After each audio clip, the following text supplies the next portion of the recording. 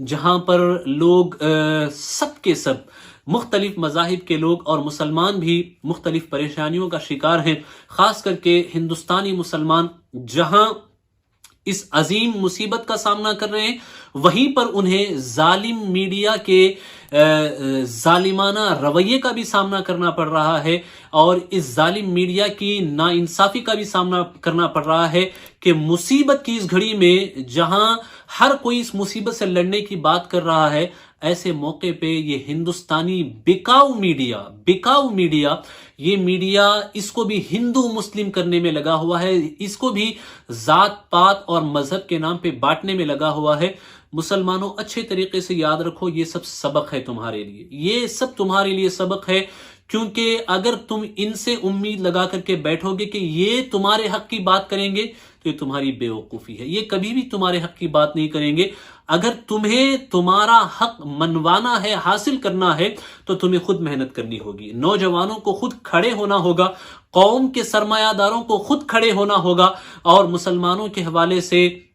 اداروں کا قیام ہو، انسٹیٹیوٹس کا قیام ہو، سکولز کا قیام ہو، اور پھر میڈیا ہاؤسز کا قیام ہو۔ ان سب کے لیے مسلمانوں کو خود آگے بڑھنا ہوگا۔ ہم کبھی بھی دوسروں کے کندھوں پہ بھروسہ کر کے نہیں چل سکتے، ہمیں ہمارا بوجھ خود اپنے کندھوں پہ اٹھانے کے قابل ہونا ہوگا۔ اس کے لیے دیکھیں، اس کریٹیکل سچویشن میں قرآن کی آیات ہماری رہنمائی کرتی ہے کہ حالات چاہے کتنے ہی برے کیوں نہ ہو، حالات چاہے کتنے ہی برے کیوں نہ ہو، اگر تم اللہ سے مانگ لو، اگر تم اللہ کی بارگاہ میں گڑ گڑا لو، اگر تم چند قطرے اللہ کی بارگاہ میں بہا لو، تو اس کے کتنے فائدے ہیں۔ اس کے ظاہری فائدے تو میں آپ کو بتاتا ہوں کہ اگر کوئی بندہ اللہ کی بارگاہ میں روتا ہے تو کیا ملتا ہے اسے؟ سب سے بڑا فائدہ جو اسے حاصل ہوتا ہے وہ یہ کہ اس کے دل کو سکون و اطمینان کی دولت میسر آتی ہے۔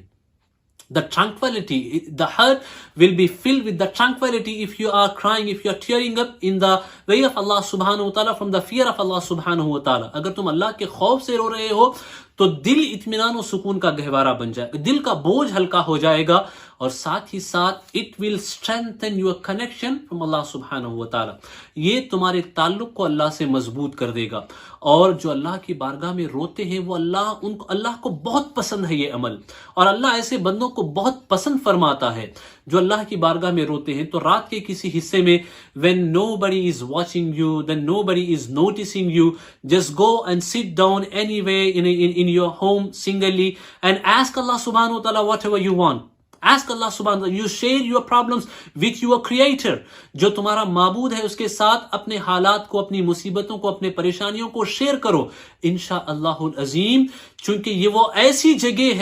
جگہ ہے کہ یہاں تم جتنا شیئر کرو گے اتنا زیادہ ریسپانس ملے گا،